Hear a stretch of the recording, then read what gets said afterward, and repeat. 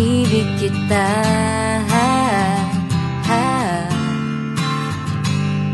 Hindi ka man yung tipo na makikita sa TV at dyaryo, ang sinisigaw ng puso, ika'y mahal ko.